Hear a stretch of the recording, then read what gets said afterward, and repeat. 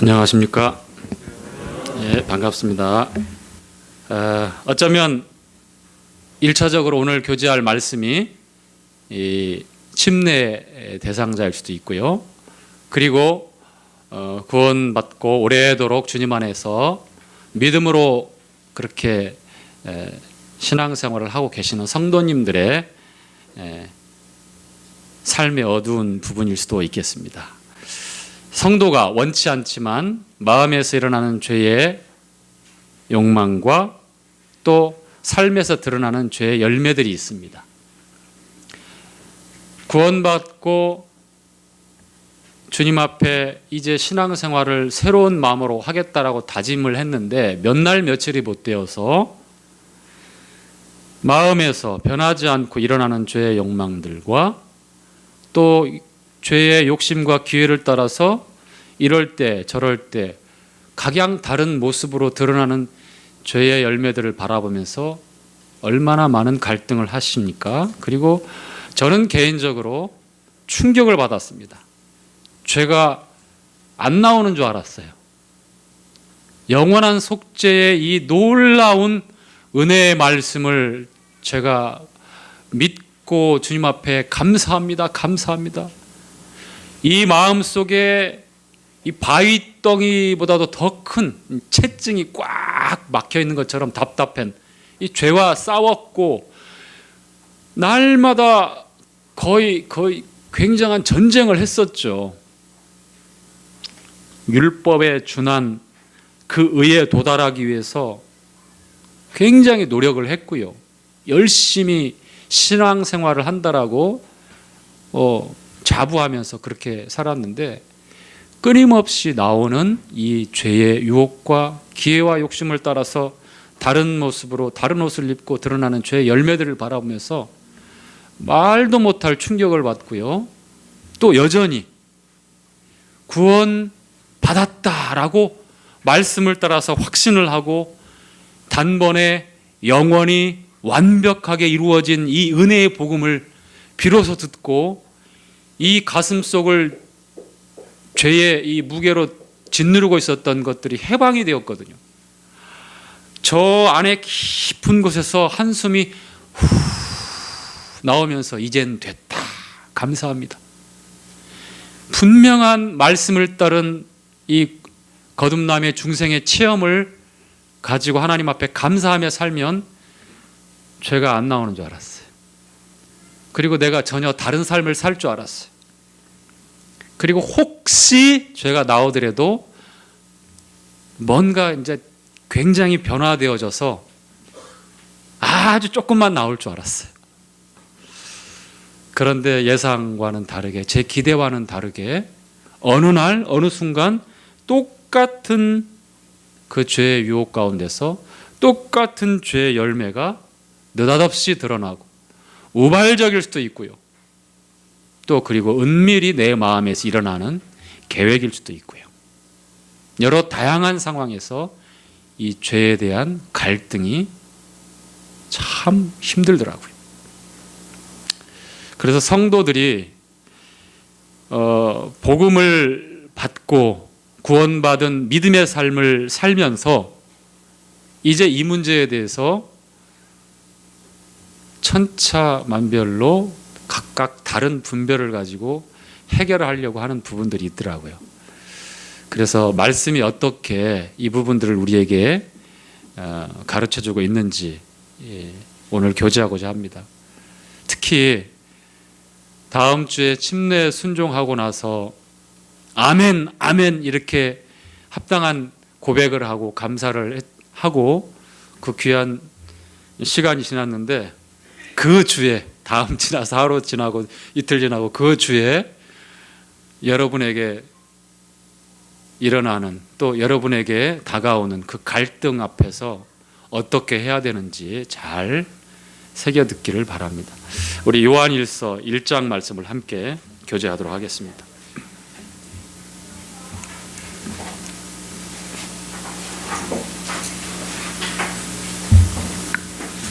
요한일서 1장 5절부터 2장 2절까지의 말씀입니다. 자, 홀수절 형제님, 짝수절 자매님, 마지막 절 다 함께 이렇게 읽도록 하지요. 자, 홀수절부터 우리가 시작.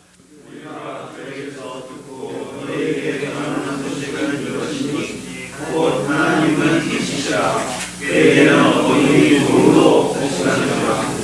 하나님과 하나님과 사정이 있다하고 그 누구를 행하면 거짓말하고 진리를 행치 아니하면 저가 빛 가운데 계신 것 같이 우리도 빛 가운데 행하면 우리가 서로 사귐이 있고 그 아들 예수의 피가 우리를 모든 죄에서 깨끗하게 하실 것이요.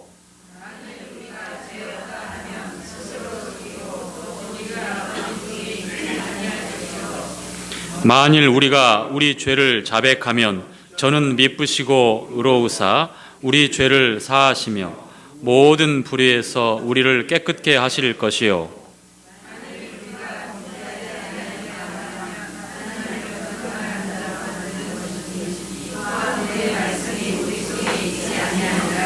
나의 자녀들아, 내가 이것을 너희에게 쓰면 너희로 죄를 범치 않게 하려 함이니라.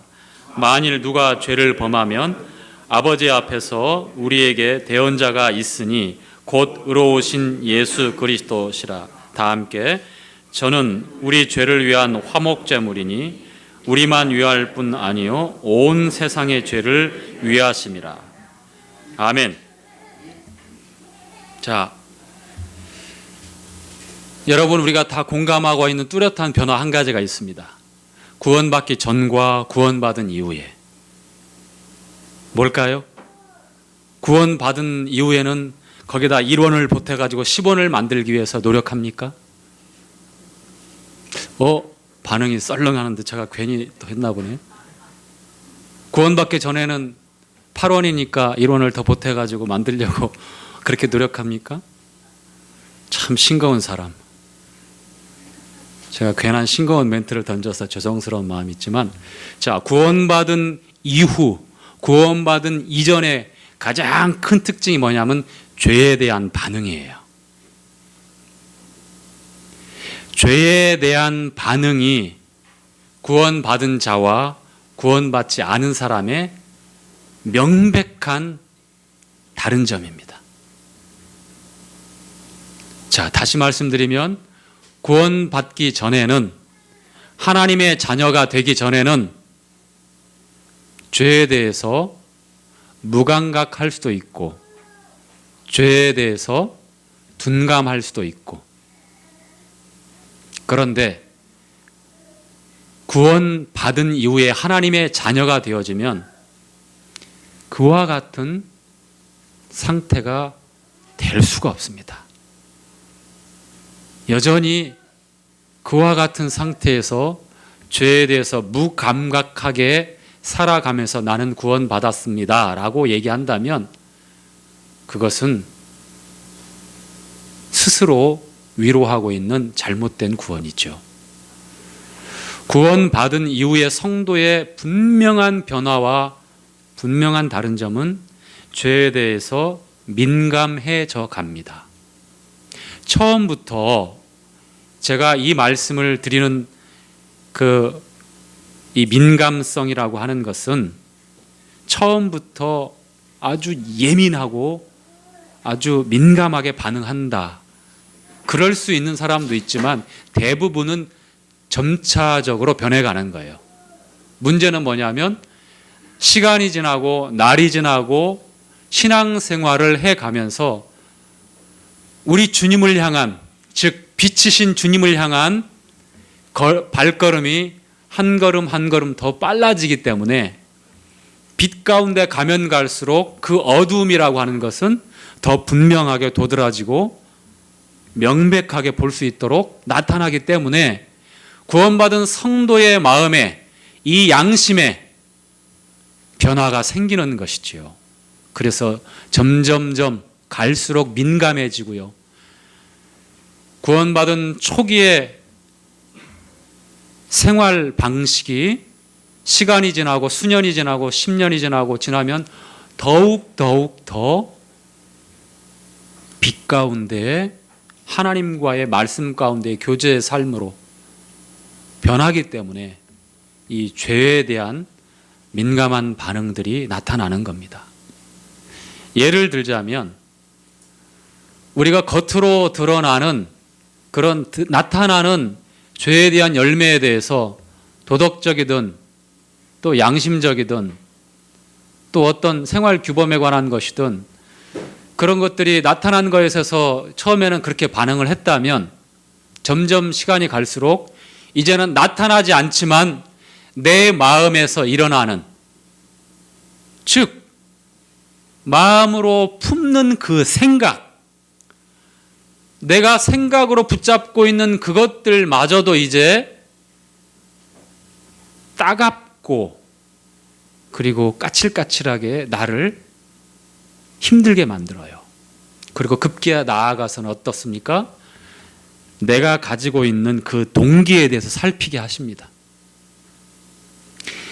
저 사람이 왜 저렇게 말을 했을까? 이랬을 거야라고 우리가 추측을 하지만 그 사람의 숨은 동기는 누구도 그렇게 알 수가 없어요. 본인 외에는.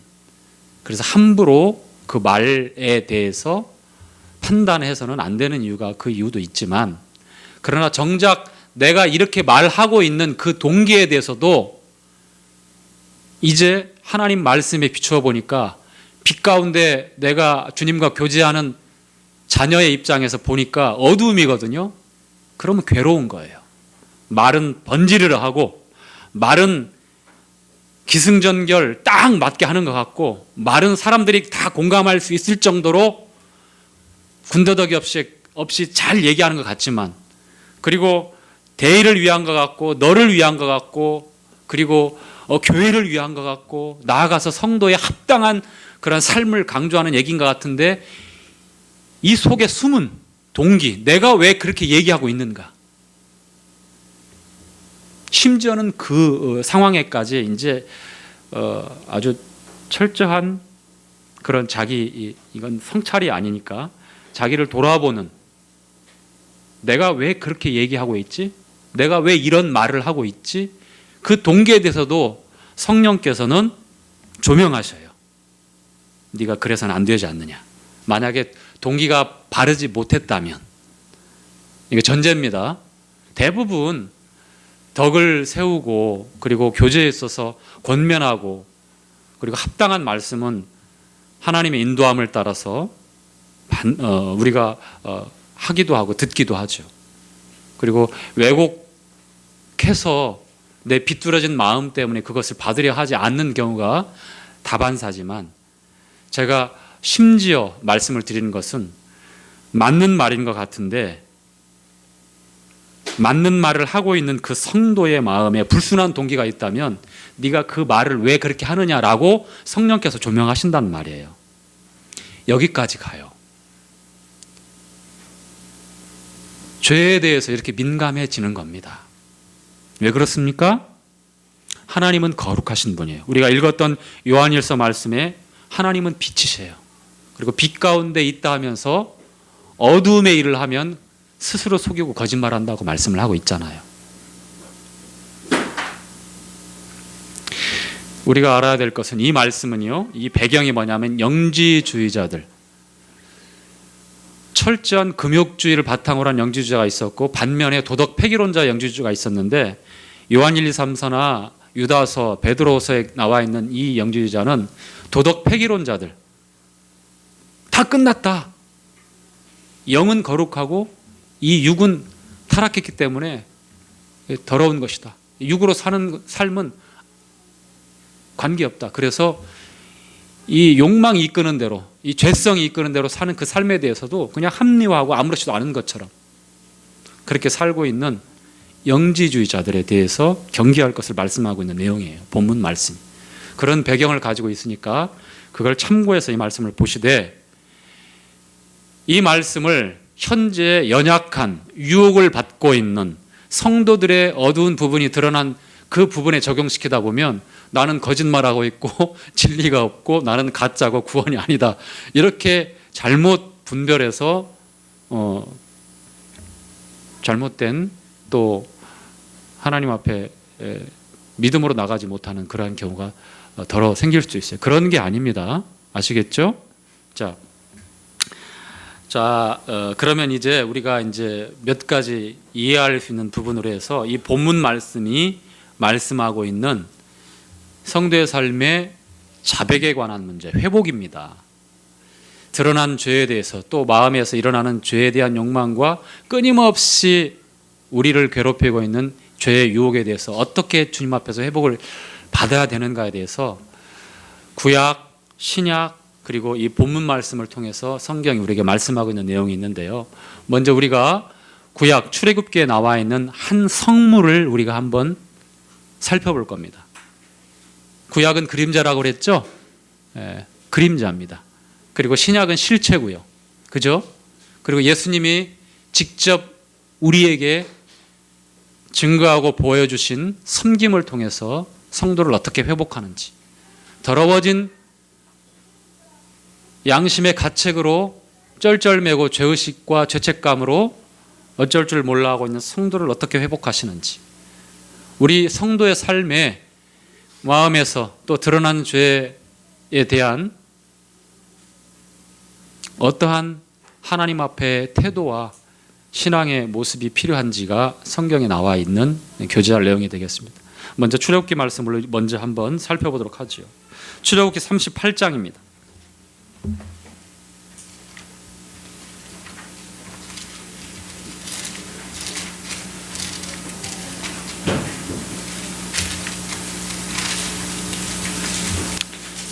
자, 38장 8절 한 구절만.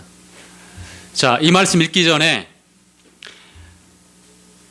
우리가 지금 사는 현대 사회는요, 비정상이 정상화되는 사회입니다.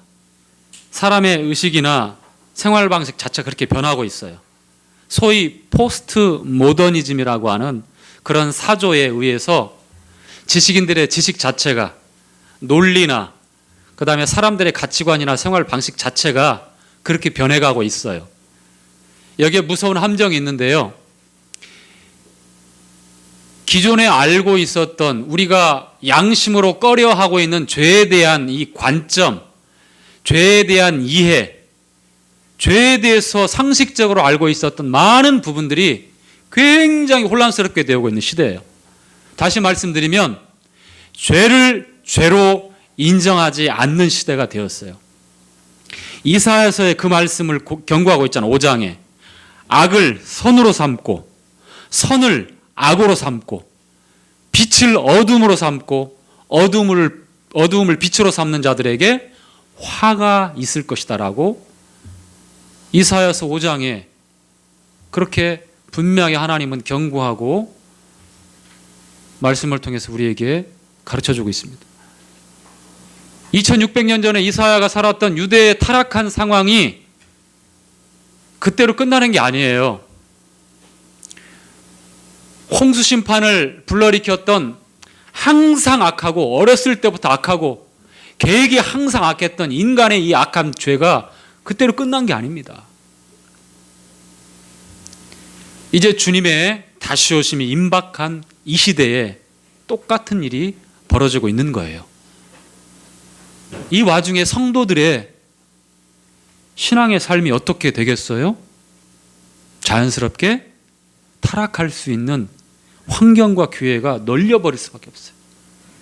여기저기 널려 있어요. 우리가 보는 드라마, 영화, 음악, 짧은 대화, 사람들의 관심사들, 삶의 방식들, 생활 양식들, 앞만 보고 뭔가를 위해서 아침부터 저녁까지 열심히 뛰어가고 열심히 살아가고 있는데 한 번쯤 그 자리에 멈춰서 한번 생각해 보세요. 내가 어디를 향해 뛰어가고 있는지, 저 사람들의 삶이 맞는 건지, 저 사람들이 지금 생각하고 말하고 있는 것, 뉴스에서 쉬지 않고 떠들어대고 있는 저 사실들이 진실인지 그 자리에서 한 번 냉정하게 한번 보세요.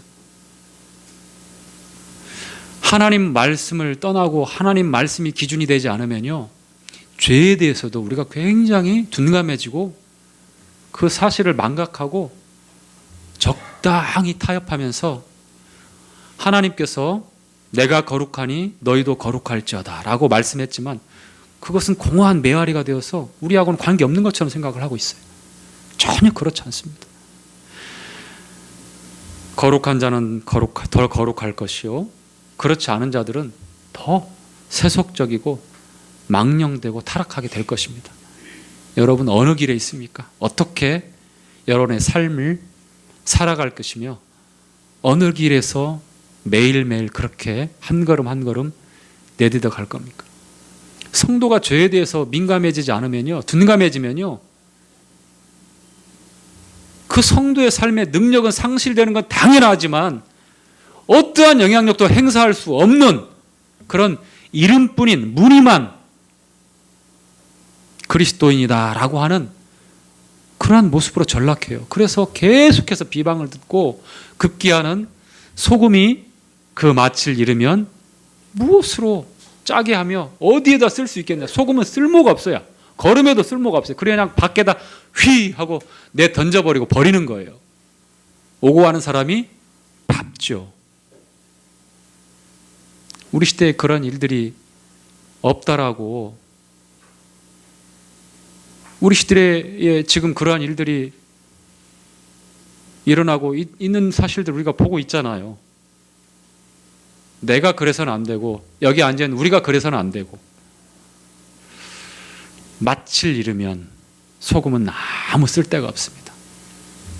자, 출애굽기 38장 8절. 자, 함께 읽죠. 시작.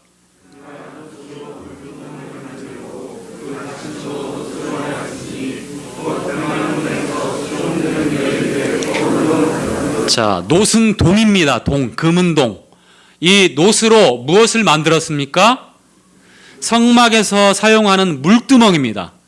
자, 물두멍은 용도가 무엇이냐면 제사장들이 성막에 들어가서 하나님을 경배하고 예배를 드릴 때에 백성을 대표해서, 지금은 모두가 다 왕가의 제사장이지만 구약시대 때는 레위 지파에 구별된 사람들만 제사장으로 세움받고 그들만이 할 수 있는 고유한 일이었어요. 그런데 그들도 자기가 아무리 깨끗하게 예복을 입고 깨끗하게 하고 왔다 하더라도 반드시 번제단을 통과하고 성막과 번제단 사이에 있는 이 물두멍을 매일매일 들어갈 때 손을 씻고 들어가야만 했습니다. 그래야만 하나님으로부터 죽음을 면할 수 있는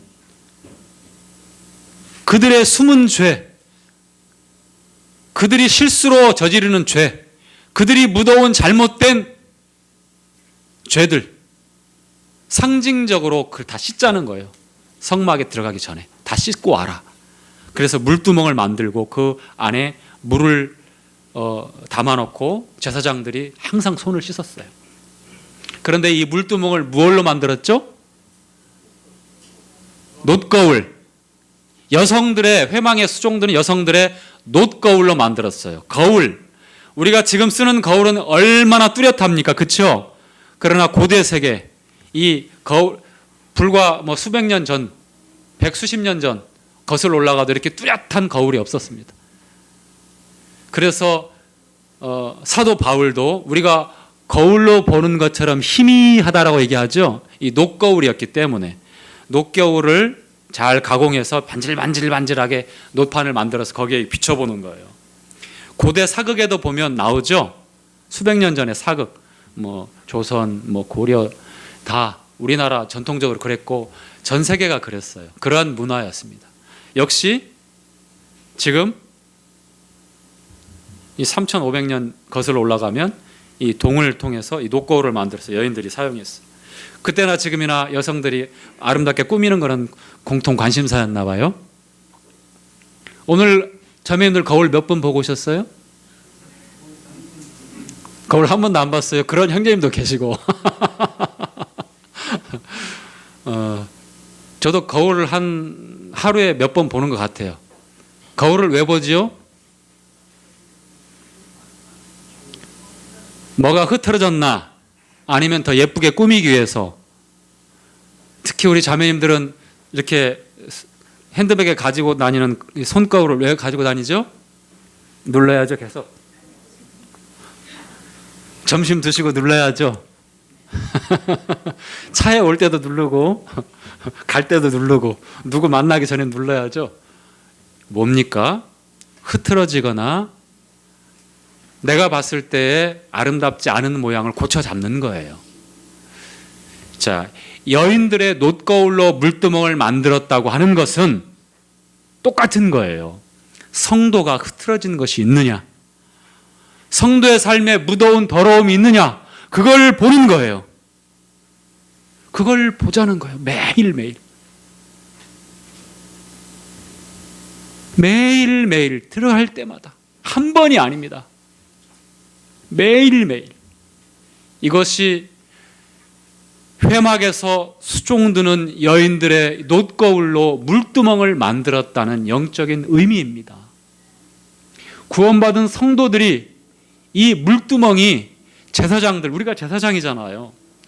성막에 들어갈 때에 말씀 앞에서 우리가 하나님 앞에서 빛 가운데 교제하는 제사장으로 살아가고 있는데 이 물두멍을 통과하지 않고 물두멍을 무시한다면 어떻게 되겠어요? 아시겠죠? 자, 그것이 한 번 더 강조하고 있는 말씀이 바로 출애굽기 30장에 나와 있는 말씀인데 한번 볼까요?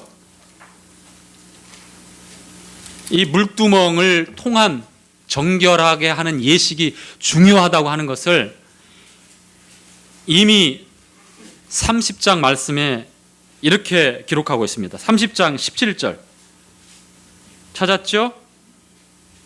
17절부터 21절까지 시작. 여호와께서 모세에게 일러 가라사대 너는 물두멍을 놋으로 만들고 그 받침도 놋으로 만들어 씻게 하되 그것을 회막과 단 사이에 두고 그 속에 물을 담으라. 아론과 그 아들들이 그 두멍에서 수족을 씻되 그들이 회막에 들어갈 때에 물로 씻어 죽기를 면할 것이요 단에 가까이 가서 그 직분을 행하여 화제로 여호와 앞에 살을 때에도 그리할지니라. 이와 같이 그들이 그 수족을 씻어 죽기를 면할지니 이는 그와 그 자손이 대대로 영원히 지킬 규례니라. 물두멍을 통해서 수족을 씻으라고 하는 그 이유가 바로 그거예요. 거룩하라, 거룩하라. 성도의 삶에도 동일하게 적용을 시키는 겁니다. 자, 그 말씀이 요한복음 13장에 이어집니다. 자, 요한복음 13장으로 가죠.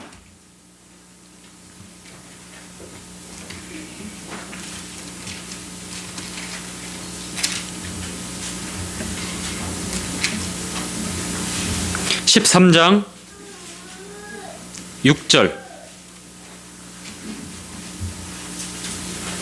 6절부터 10절까지. 자, 시몬 베드로에게 이르시되 시작.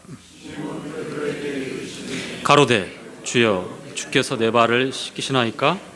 예수께서 대답하여 가라사대 나의 하는 것을 네가 이제는 알지 못하나 이후에는 알리라. 베드로가 가로되 내 발을 절대로 씻기지 못하시리이다. 예수께서 대답하시되 네가 나와 상관이 없느니라.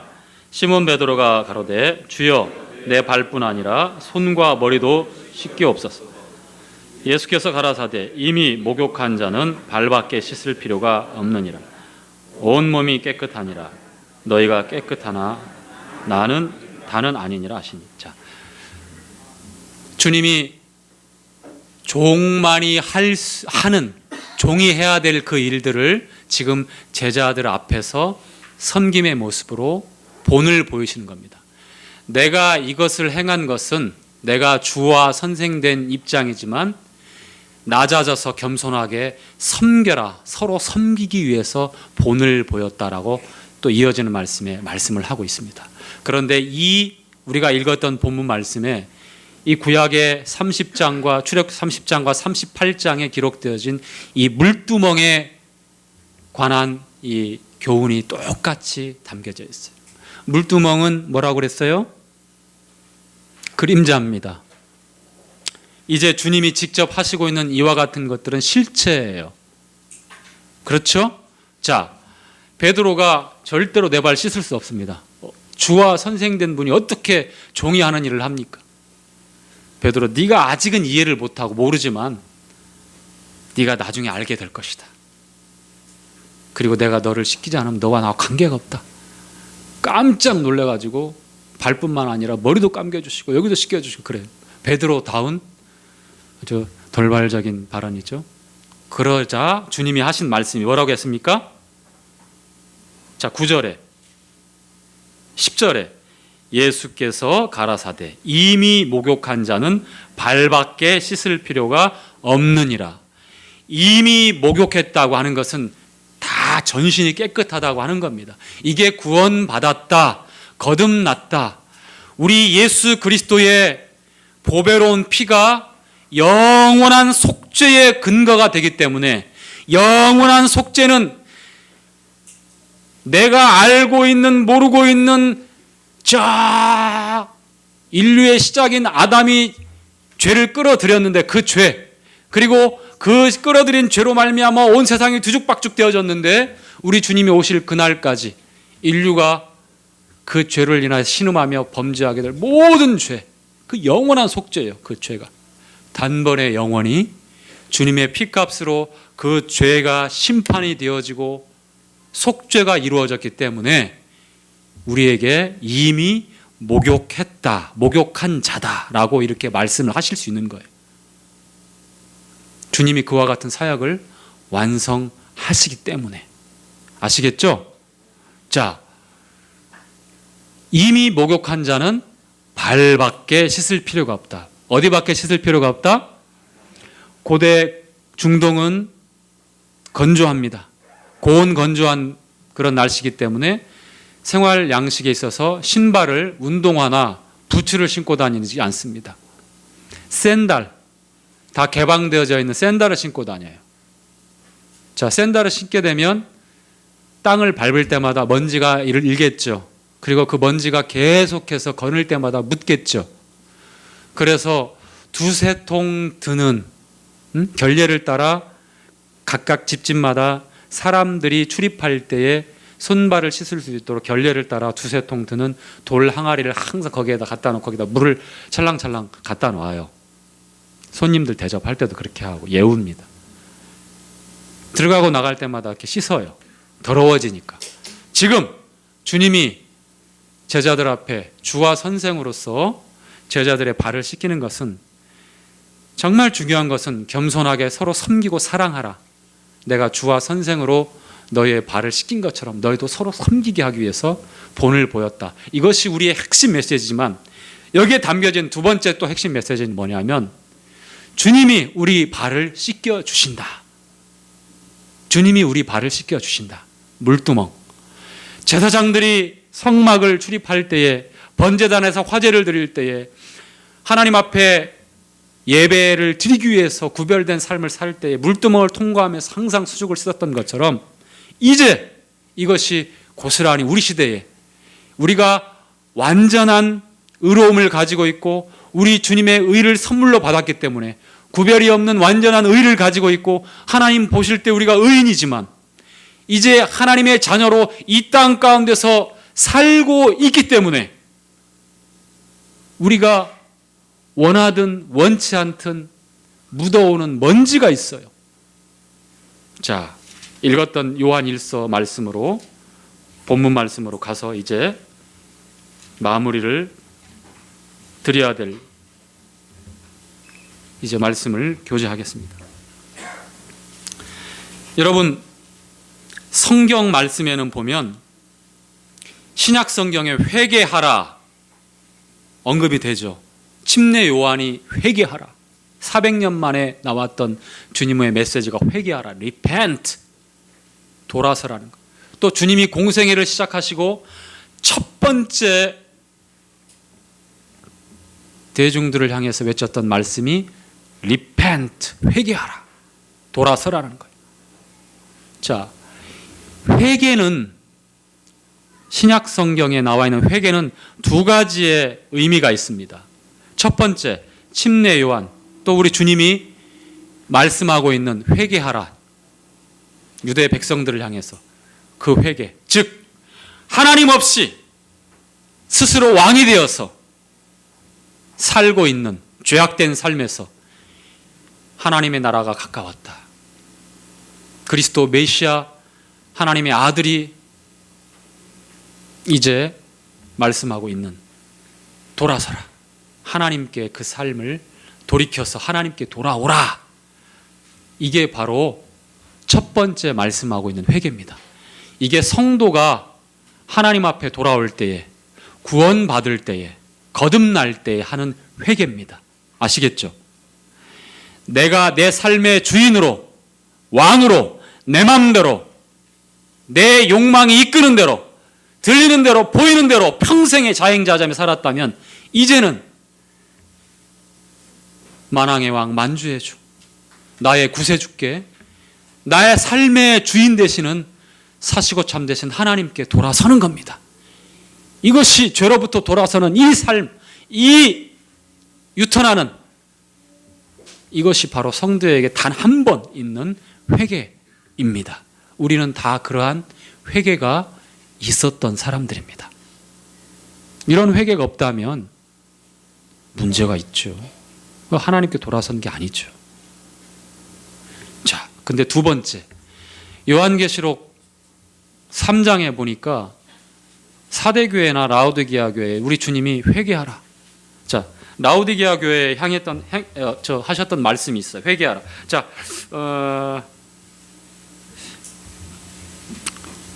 찾아요. 제가 5분 전에 끝낸다고 말씀을 드렸는데 또 읽어야 될 것 같아요. 3장. 이 두 번째 회개. 이게 바로 성도들에게 물두멍, 그리고 주님이 발을 씻길 때에 이 주님 앞에 이 발을 가지고 가야 되는, 주님과 상관되어진 목욕한 자가 주님 앞에 발을 가지고 가야 되는 그 부분을 말씀하고 있는 회개입니다. 자, 3장 19절. 이게 라오디게아 교회, 현 시대를 가리키고 있는 교회고요. 가장 문제가 많은 교회고요. 그리고 책망만 있는 교회입니다. 칭찬은 한마디도 없는 교회입니다.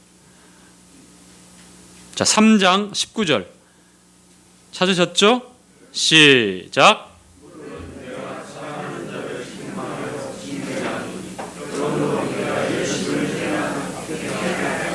자, 사랑하는 자를 향해서 하시는 말씀이에요. 불신자나 하나님의 자녀가 아닌 사람을 향해서 하신 말씀이 아닙니다.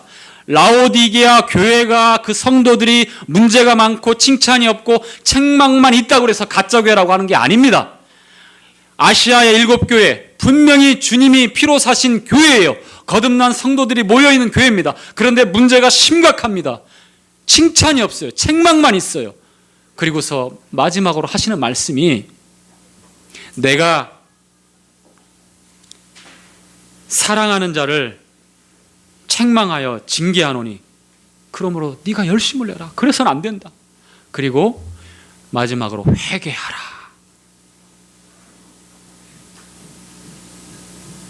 말씀의 길로 하나님 앞에서 올바른 선택, 올바른 가치관을 가지고 올바른 생활을 할 수 있도록 그렇게 아프게 지적하시면서 하신 말씀이란 말이에요.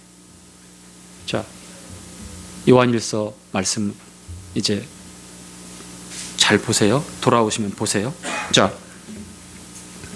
요한일서 말씀에 나와 있는 그대로 8절에 보니까, 만일 우리가 죄 없다 하면 스스로 속이고 또 진리가 우리 속에 있지 아니할 것이요. 성도님들 가운데는 나는 이제 죄 없어 이렇게 하시는 사람이, 말씀하는 분이 있을 거예요. 무슨 의도로, 무슨 의미로, 무슨 어떤 그 마음으로 하시는지 잘 알아요. 하나님 앞에 심판받을 죄가 없어요. 사실이에요. 이미 영원한 속죄가 이루어졌기 때문에. 그런데 여기서 하시는 말씀은 불신자에게 하는 말씀이 아니라 우리라고 하는, 포함해서, 성도를 다 포함해서 하고 있는 말씀이에요. 그러니까 우리가 죄 없다 하면 이게 바르게 얘기해야 돼요. 그리스도 안에서 심판받을 죄가 없습니다. 이건 맞아요. 그런데 여전히 살면서 이 의미는 뭐냐면 영지주의자들이 실제로 그 시대에 미혹하는 말이 그랬어요. 나는 죄 없다. 이제 끝났다. 그러면서 육신의 욕망대로 다 육체의 욕심대로 살면서 그렇게 말을 하고 있는 거예요. 죄를 자기의 욕망이 이끄는 대로 타락하고 부도덕한 삶을 살면서 이렇게 얘기하고 있는 거예요. 죄 없다라고. 그래서 사도 요한이 죄 없다고 하면 스스로 속이고 진리가 우리 속에 있지 않다라고 이렇게 말씀을 하고 있는 겁니다. 아시겠죠? 자, 9절 말씀. 만일 우리가 우리 죄를 자백하면 분명히 우리는 죄를 범죄하는 일들이 있습니다. 범죄하지 않으려고 죄를 짓지 않으려고 우리가 주님 앞에서 그렇게 살아야 되는 것은 마땅합니다. 그래야 되고요. 그런 마음이 당연히 드는 것이 성도의 합당한 삶이죠. 물두멍과 이 주님이 발을 씻기는 내용과 이 말씀은 똑같이 이어지는 말씀이에요. 자, 9절. 만일 우리가 우리 죄를 자백하면 저는 미쁘시고 의로사 우리 죄를 사하시며 모든 불의에서 우리를 깨끗게 하실 것이요 만일 우리가 범죄하지 아니하였다 하면 영지주의자들처럼 하나님을 거짓말하는 자로 만드는 것이니 또한 그의 말씀이 우리 속에 있지 아니하니라. 그들에게는 실제로 그랬어요. 하나님의 말씀이 없었고 하나님을 경외하는 어떤 믿음도 없었어요.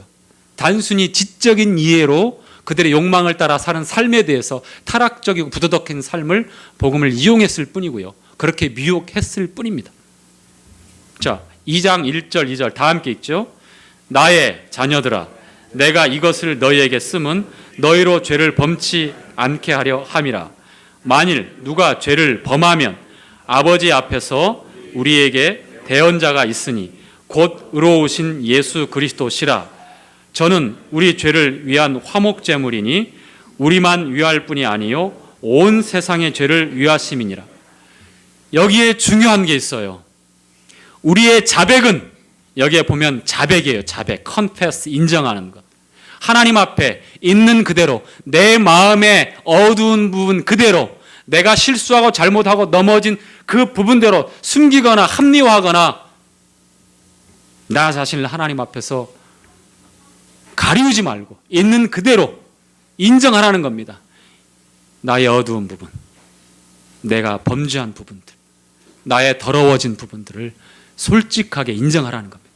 그럴 때 2장 1절 2절이 중요한 말씀이에요. 이 자백은 2장 1절 2절 말씀이 있기 때문에 이어지는 말씀이 있기 때문에 온전히 하나님 앞에서 우리가 회복되어지고 깨끗하게 되어지고 하나님과의 사귐에 아무런 문제가 없게 되는 거예요.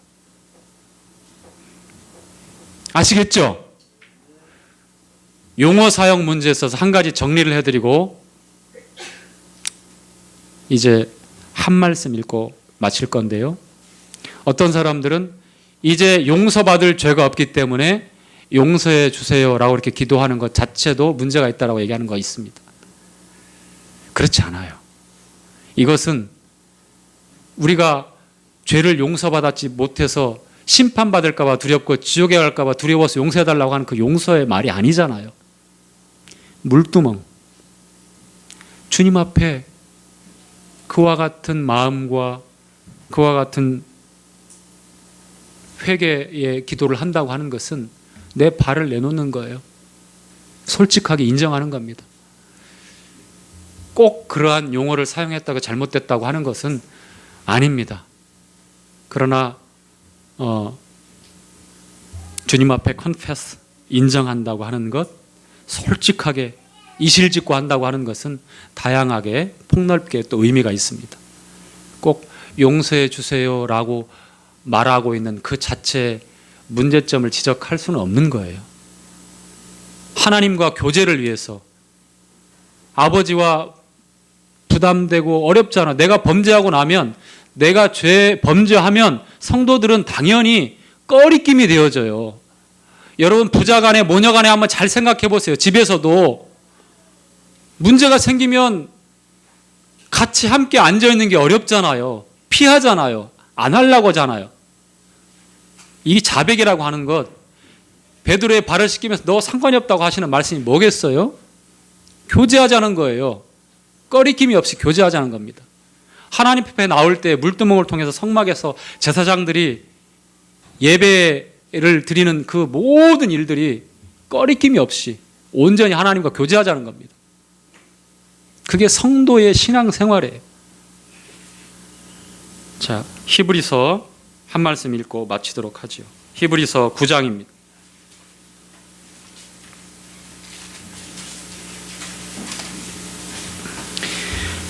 (9장) 11절부터 14절까지.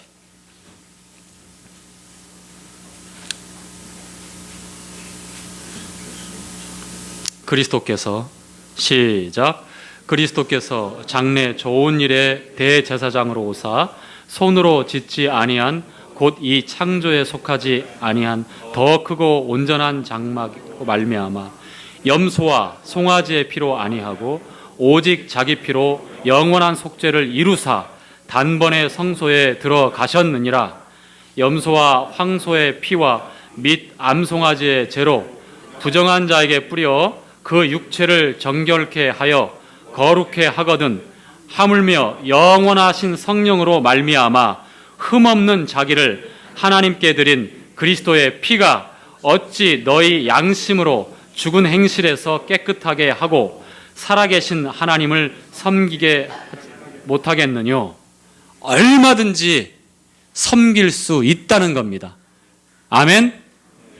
이 믿음을 가지고 하나님 앞에 말씀을 따라 자백하는 것, 우리 양심을 깨끗게 하는 것은 우리의 잘잘못, 내가 이렇게 자백했으니가 아니라 그리스도의 보배로운 그 피를 근거로 해서 주님이 우리에게 주시는 용서예요.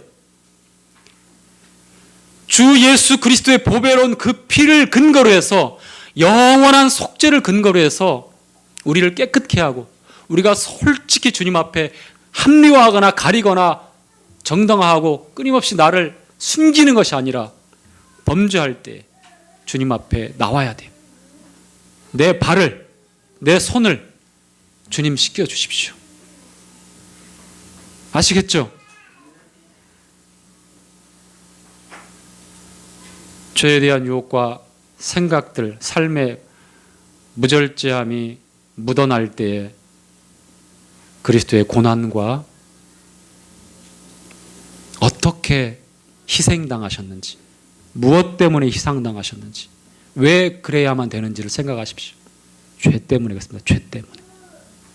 근데 우리가 죄에 대해서 심상히 생각하고 죄에 대해서 무감각해질 수 있다고 하는 것은 도저히 있을 수 없는 일이죠.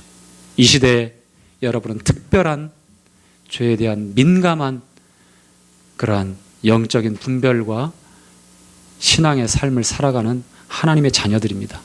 잊지 않기를 바랍니다. 우리는 실수할 수 있고 넘어질 수 있지만 그러나 주님 앞에서 물두멍과 또 주님 앞에서 더러워진 발을 주님이 손수 씻기신다고 하는 것, 자백하면 미쁘시고 의로우신 하나님께서 모든 불의에서 우리를 깨끗게 하신다고 하는 것, 하나님의 용서와 또 우리를 보호하시는 것은 변할 수가 없는 것입니다.